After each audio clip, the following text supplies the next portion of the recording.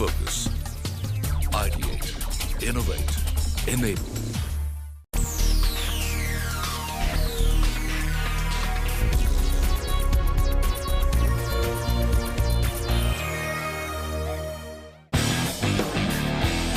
On the sidelines of the 12th Auto Expo in New Delhi was held Forbes India Conversations in Excellence presented by Mercedes-Benz, powered by CNBC TV 18, where eminent speakers spoke about how they have achieved excellence.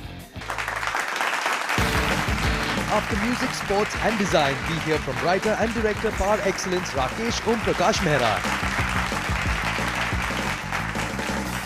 India is a wonderful place. I was born and brought up in Old Delhi. It's a walled city. It's one of the oldest capitals in the world today still, after so many civilizations have come and gone. We migrated to New Delhi, and my father, he was in a hotel, so we lived in a hotel.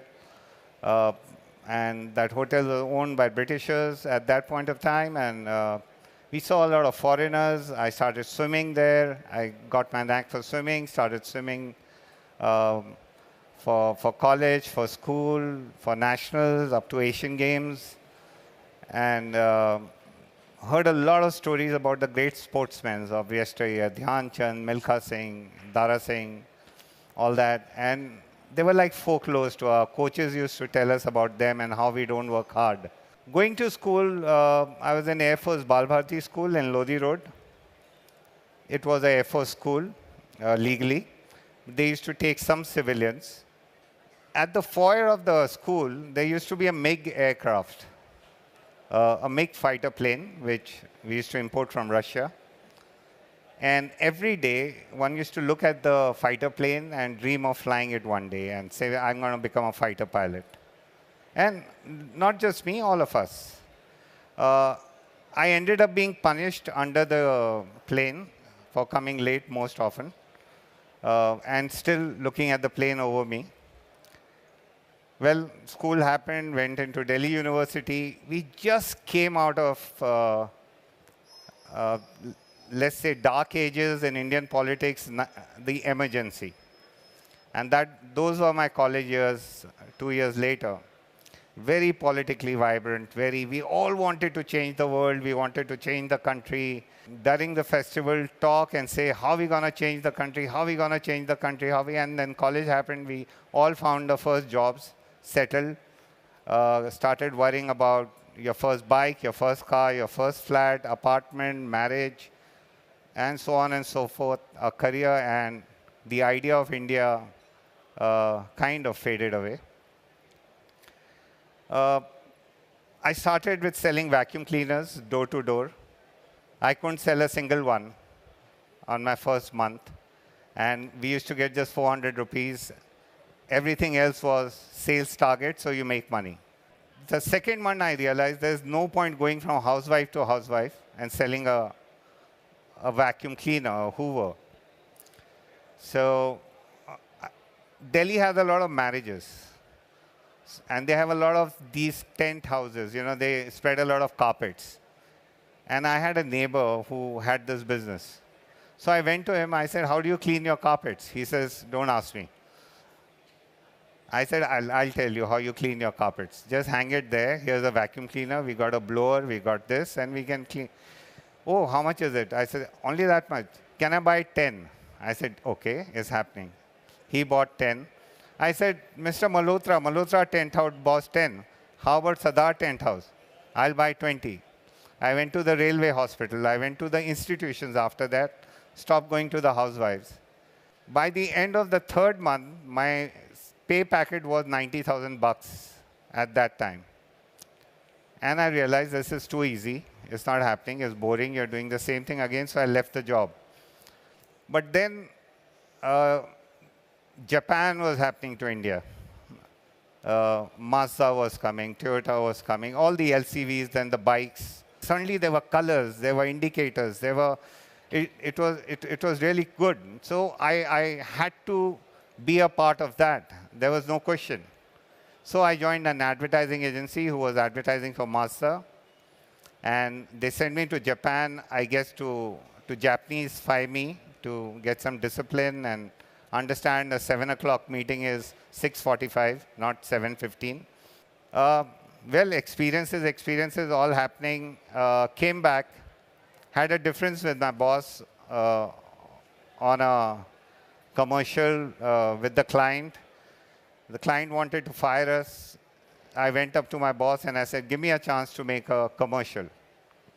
So he said, you want to make a commercial? Nobody makes a commercial in Delhi. It all comes from Bombay, and there are these big ad filmmakers. I said, just give me whatever money you want to give. So he gave 30,000 bucks. He had to save the client. And we did a commercial. It said, fill it, shirt it, forget it, for Hero Honda. And it became historical. Bikes started selling. The client was very happy. I got a double, triple jump in my salary. They even gave me some bikes. But then I realized this is not what I wanted to do. I loved making ad films. So I went to my boss. I said, I'm leaving the job. So I went to Bombay to make ad films. I thought Bombay will welcome me. For the next 5 years, there was no work at all. There used to be one commercial in a year, something. So all that happened. Then this agency walked in one day into my office. I had a very small place in Bombay. And they said, you have to do these commercials, but we can't tell you what it is all about, whom you have to do with. I said, wonderful. Break the news. It is very hush-hush. We can't tell you. I said, how will I make it? You have to tell me. You have to make commercials with Amitabh Bachchan. I said, no, he will not do it. No, we've signed him. So we met Mr. Bachchan, and I told him I'm very unhappy. He said, why? I said, I'm also very thrilled. I'm getting to work with you. And this is the first time any celebrity is going to come and endorse a product. Televisions and so on and so forth. But I'm really unhappy because all this while I've seen you 80 feet tall, and now you'll be shrunk to 8 inches in a TV, and I'll have the remote. You controlled us. Now we're going to control you. He said, that's the future. One thing led to another, and I ended up making my first debut film, Ux, with him. But there's something I don't know, is how to write a film. Writing a film was a very specific thing. It's called a screenplay. So I started reading about screenplay. I said, I'll give myself a break. I'll not make another movie, not even think about making it. For the next 5 years, I saw 50,000 movies, made my own pointers with it, read all the books, and anywhere in the world I used to go, there used to be this writer called Sitfield, his book on screenplays, and I used to pick it up and read it until Sitfield became my guru in Absentee. This brought me to my second film called Rang De Basanti. The key point in Rang De Basanti was that there was a huge corruption scandal on MiG aircrafts, which I read in the newspaper. And there was a documentary called Flying Coffins. And my school days, the MiG came back to me. I said, OK, I couldn't be a fighter pilot.